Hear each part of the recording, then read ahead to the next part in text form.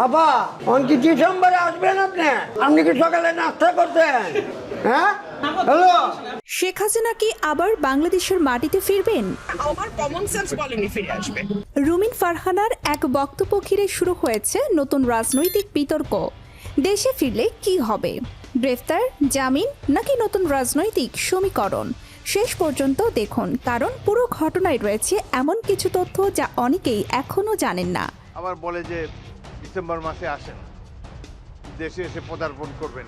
আমরা অপেক্ষা করে আছি, আসেন দেশে। বাংলাদেশের রাজনীতিতে সবচেয়ে আলোচিত প্রশ্নগুলোর একটি, সাবেক প্রধানমন্ত্রী শেখ হাসিনা কি আবার দেশে ফিরবেন? শেখ হাসিনাকে দেশে ফিরানোর জন্য তো বাংলাদেশ গভর্নমেন্ট চিঠি দিয়েছে ভারতের কাছে। আমরা তো শেখ হাসিনাকে চাই। সাম্প্রতিক সময়ে এই প্রশ্ন ঘিরে রাজনৈতিক অঙ্গন, সামাজিক যোগাযোগ মাধ্যম এবং সাধারণ মানুষের মধ্যে নতুন করে আলোচনা শুরু হয়েছে। এর অন্যতম কারণ ব্যারিস্টার রুমিন ফারহানার একটি বক্তব্য।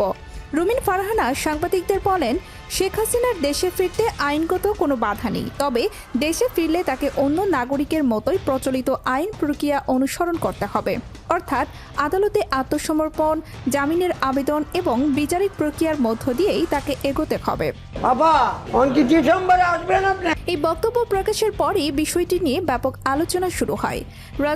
কেন এলো না আমার ভালো লাগে না। রাজনৈতিক বিশ্লেষকদের মতে শেখ হাসিনার দেশে ফেরা শুধুমাত্র একটি ব্যক্তিগত সিদ্ধান্তের বিষয় নয়, এটি আইনি, রাজনৈতিক এবং নিরাপত্তাজনিত নানা বিষয়ের সঙ্গে সম্পর্কিত।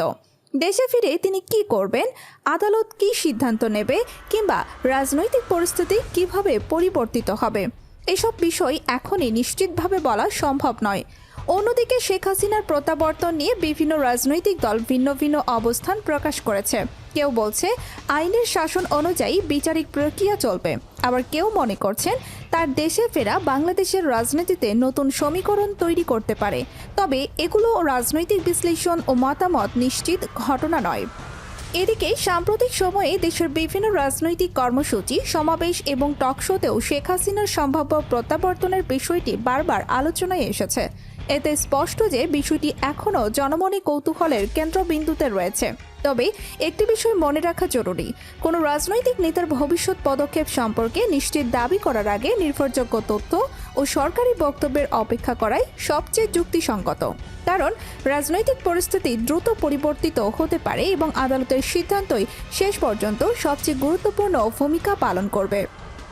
সব মিলিয়ে রুমিন ফারহানার বক্তব্য নতুন করে বিতর্কের জন্ম দিলেও তার মূল বক্তব্য ছিল, আইনগতভাবে শেখ হাসিনার দেশে ফিরতে বাধা নেই, তবে ফিরলে প্রচলিত আইনি প্রক্রিয়া অনুসরণ করতে হবে। এখন প্রশ্ন একটাই, শেখ হাসিনা কবে ফিরবেন, আদৌ ফিরবেন কিনা, আর ফিরলে বাংলাদেশের রাজনীতিতে কী ধরনের পরিবর্তন আসবে? এইসব প্রশ্নের উত্তর সময়ই দেবে।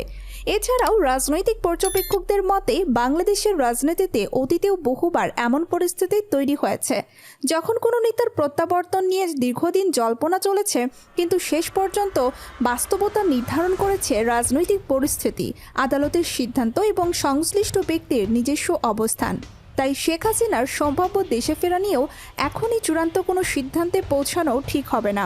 তবে এটুকু নিশ্চিত যে তার প্রত্যাবর্তনের সম্ভাবনা নিয়ে আলোচনা যত বাড়বে, ততই দেশের রাজনৈতিক অঙ্গনে নতুন বিতর্ক, বিশ্লেষণ এবং পাল্টাপাল্টি বক্তব্য সামনে আসবে। ফলে আগামী দিনগুলোতে এই ইস্যু বাংলাদেশের রাজনীতির অন্যতম আলোচিত বিষয় হয়ে থাকতে পারে, আর জনগণের নজরও থাকবে প্রতিটি নতুন ঘোষণার দিকে। একই সঙ্গে রাজনৈতিক বিশ্লেষকরা মনে করিয়ে দিচ্ছেন, গুজব, অপপ্রচার বা সামাজিক যোগাযোগ মাধ্যমে ছড়িয়ে পড়া যাচাইহীন তথ্যের পরিবর্তে নির্ভরযোগ্য সংবাদ মাধ্যম, আদালতের সিদ্ধান্ত এবং সংশ্লিষ্ট পক্ষের আনুষ্ঠানিক বক্তব্যের ওপর ভিত্তি করেই এ ধরনের গুরুত্বপূর্ণ বিষয় মূল্যায়ন করা উচিত।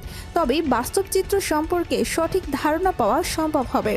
ভিডিও শেষে আপনার মতামত আমাদের জানান। ভিডিওটি লাইক করুন, কমেন্টে আপনার প্রতিক্রিয়া লিখুন এবং চ্যানেলটি সাবস্ক্রাইব করুন। সর্বশেষ রাজনৈতিক আপডেট, গুরুত্বপূর্ণ স্কিপ নিউজ এবং সরাসরি ভিডিও আপডেট পেতে আমাদের সাথেই থাকুন।